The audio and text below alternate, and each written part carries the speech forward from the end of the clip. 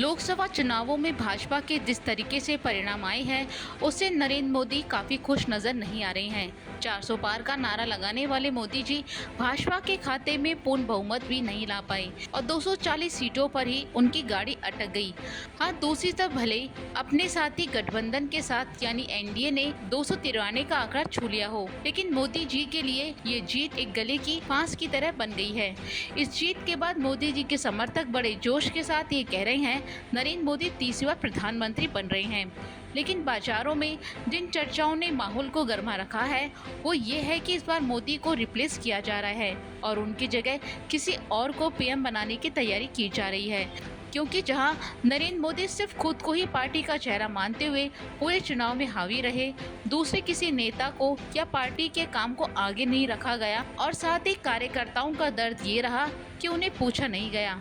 चुनाव मैदान में मोदी जी का दिया हुआ नारा इस बार 400 पार और मोदी की गारंटी पर ही लड़ा गया। उनके इस रणनीति में अमित शाह और जेपी नड्डा भी शामिल रहे। बाकी पार्टी के सारे नेताओं को दरकिनार कर दिया गया। ऐसे में नतीजा ये रहा कि जनता जनार्दन ने सिर्फ मोदी मोदी के नाम पर वोट नहीं दिया और पार्टी बहुमत से पिछड़ गई।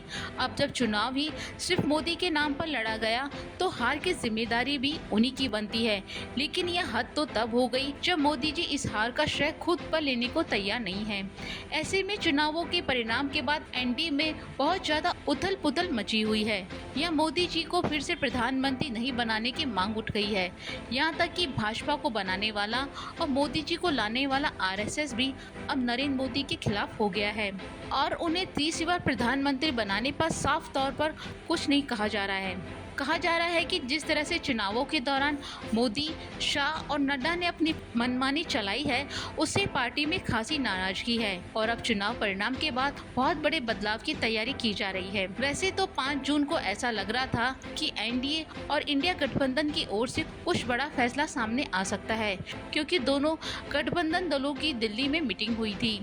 लेकिन जब इंडिया गठबंधन ने मीटिंग के बाद मीडिया से बात की तो कांग्रेस अध्यक्ष मल्लिकार्जुन खड़गे ने कुछ और ही कहानी पेश कर दी जिसकी किसी को उम्मीद नहीं थी। खड़गे ने कहा कि इंडिया गठबंधन के सारे नेताओं ने ये डिसाइड किया है कि वो विपक्ष में रहेंगे और सही समय आने पर फैसला लिया जाएगा। कांग्रेस अध्यक्ष का सही समय वाला बयान भी अपने आप में बड़ा सियासी हलचल पैदा करने वाला है। कांग्रेस अध्यक्ष के इस बयान के बाद पूरी सियासत में हलचल मच गई, क्योंकि जहाँ हर कोई ये सोच रहा था कि इंडिया गठबंधन सरकार बनाने की तैयारी कर रहा है इसलिए मीटिंग बुलाई गई है, लेकिन यहाँ तो अलग ही खेल की तैयारी की गई। वहीं मल्लिकार्जुन खड़गे के बयान के बाद मोदी जी की नींद जरूर उड़ गई, क्योंकि मीडिया में ये बात करते हुए मल्लिकार्जुन ने यह भी कह दिया कि जिन्हें लोकतंत्र पर यकीन है, संविधान पर यकीन है, उनके लिए हमारे गठबंधन के दरवाजे खुले हैं। इसका खुला मतलब ये भी है कि इस बयान से वो चंद्रबाबू नायडू और नीतीश कुमार के लिए सीधा ऑफर भी दे रहे हैं। इसके साथ ही सही समय पर सही फैसला लेने की बात एक्सपर्ट तूफान से पहले खामोशी मान रहे हैं, यानी कि इंडिया गठबंधन खामोशी से कुछ ऐसा प्लान कर रहा है जिसकी उम्मीद किसी को नहीं है। विशेषज्ञों का कहना है कि इंडिया गठबंधन ये नहीं कह रहा है कि हम सरकार बनाएंगे नहीं, लेकिन अभी नहीं बनाएंगे और कब बनाएंगे ये तय नहीं हुआ है, क्योंकि अभी जो हालात बने हुए हैं वो काफ़ी उथल पुथल वाले हैं। क्योंकि जैसे ही खड़गे ने ये बात कही उसके कुछ घंटे बाद ही चंद्रबाबू नायडू ने देर रात इंडिया गठबंधन के नेता और तमिलनाडु के मुख्यमंत्री एम.के. स्टालिन से मुलाकात की। यानी कि जो चंद्रबाबू नायडू शाम को मोदी जी के साथ फोटो खिंचवा रहे थे, उन्हें समर्थन पत्र दे रहे थे, उसके कुछ देर बाद ही नायडू इंडिया गठबंधन के नेता के साथ मीटिंग कर रहे हैं, जो काफ़ी हैरान कर देने वाली बात है। क्योंकि तेजस्वी और नीतीश कुमार की तस्वीरों को लेकर अटकलों का बाजार थमा ही नहीं था कि उनके इस मीटिंग ने आग में घी डालने का काम किया है। क्योंकि एक तरफ जहां विपक्ष घात लगाए बैठा है, अपने सहयोगियों पर नजर गड़ाए बैठा है, ऐसे में बताइए इस सरकार पर भरोसा कैसे किया जाए।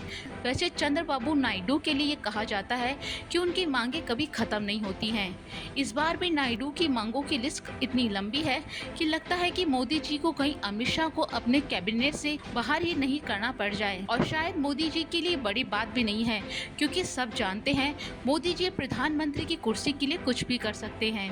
इसके अलावा नीतीश कुमार ने भी शपथ ग्रहण से पहले लंबी फरमाइश रख दी है। जेडीयू ने रेल, वित्त और कृषि मंत्रालय मांग लिया है। साथ ही अपनी पार्टी के 3 मंत्री बनाने की मांग रखी है। इससे साबित हो जाता है कि अब प्रेशर पॉलिटिक्स शुरू हो चुकी है, यानी कि असली खेल अब शुरू होने वाला है। वैसे अगले साल बिहार, महाराष्ट्र सहित कई राज्यों में विधानसभा चुनाव होने हैं, लेकिन यहाँ बिहार को जोड़कर देखें तो ये कहा जा रहा है हो सकता है कि नीतीश कुमार तेजस्वी के साथ मिलकर बिहार में चुनाव लड़े, और अगर ऐसा होता है तो ये सरकार उसी वक्त गिर जाएगी।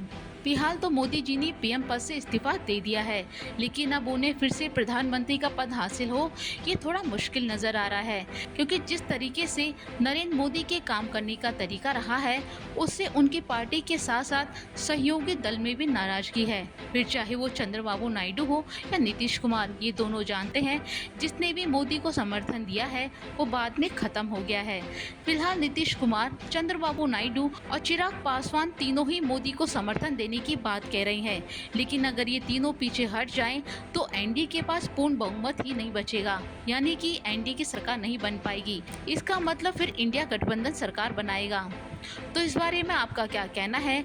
अपनी राय कमेंट बॉक्स में जरूर बताएं।